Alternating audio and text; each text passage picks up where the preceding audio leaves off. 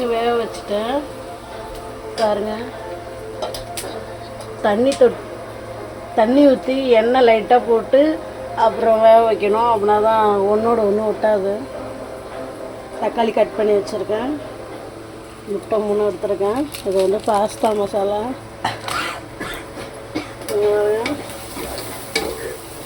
இது வந்து பச்சை மிளகாய், கடுகு, வெங்காயம், பூண்டு போட்டு வணக்கிட்டுருக்கேன். இப்போ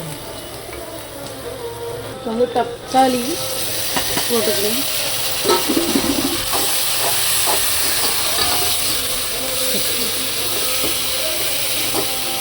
நல்லா உப்பு சேர்த்துக்கணும். நல்லா தக்காளி நல்லா வெங்காயம் சேர்த்துக்கணும்.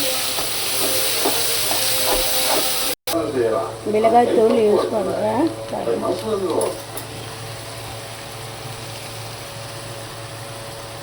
தேவையான அளவு உப்பு, தேவையான அளவு மிளகாய்த்தூள் சேர்த்துக்கணும். நல்லா கிண்டி விட்டுருக்கேன் பாருங்கள். இப்படி இருக்கணும். நல்லா வணங்கணும். கொஞ்சம் நேரம் ஒரு 10 நிமிஷம் வணங்கணும். எண்ணெயிலையும் வணக்கணும் பாருங்க. இப்படி நல்லா தக்காளி நல்லா நசுக்கி விடணும். அப்படி அப்படின்னா பார்க்க கொஞ்சம் சட்னி மாதிரி ஆகும்.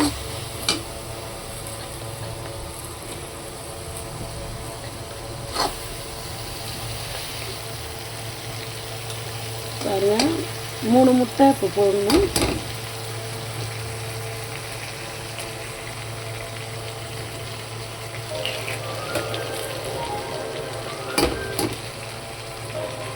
நம்ம எத்தனை முட்டை வேணாலும் சேர்த்துக்கலாம். நான் வந்து 1/2 கிலோ பாஸ்தாவுக்கு 3 முட்டை யூஸ் பண்ணிக்கிறேன். அதுக்கு மேலே யூஸ் பண்ணுறது இருந்தாலும் பண்ணலாம். நான் வந்து திட்டமாக யூஸ் பண்ணுறேன். பாருங்கள்.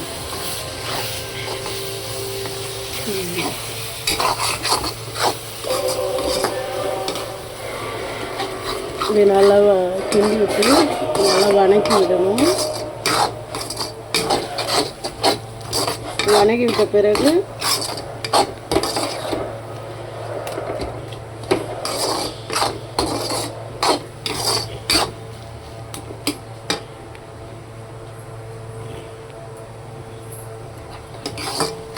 நல்லா வதங்கணும்னு சொல்லி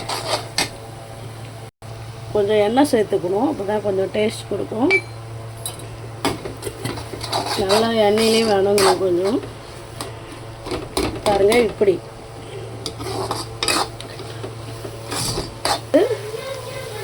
இங்கே காட்டு. இங்கே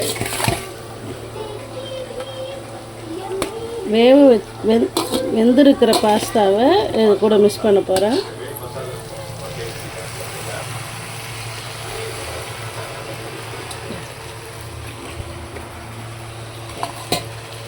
இப்போ வந்து நல்லா கிளறி விடணும்.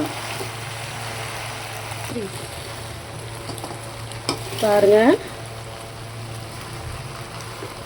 இப்படி நல்லா கிளறி விட்டுறணும்.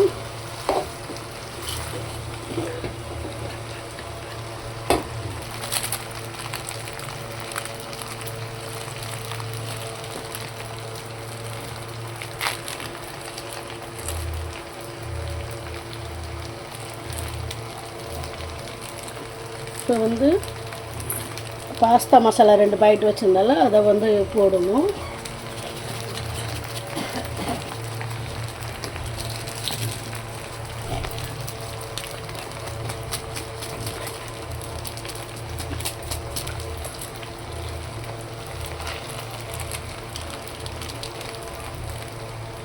ரெண்டு பாக்கெட்டு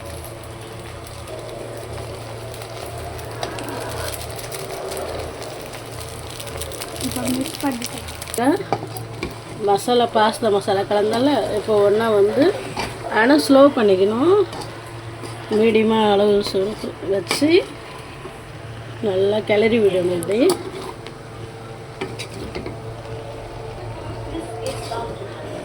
நம்ம டொமேட்டோ சாஸு, புளி சாஸு இது மாதிரி போடலாம். நான் வந்து சிம்பிளாக பண்ணியிருக்கேன். வீட்டில் இருக்கிற பொருளை வச்சு நான் பண்ணியிருக்கேன். பாருங்கள் எப்படி இருக்குதுன்னு சொல்லுங்கள். பார்த்துட்டு லைக் பண்ணுங்கள், கமெண்ட் பண்ணுங்கள், சப்ஸ்கிரைப் பண்ணுங்கள். பாய்.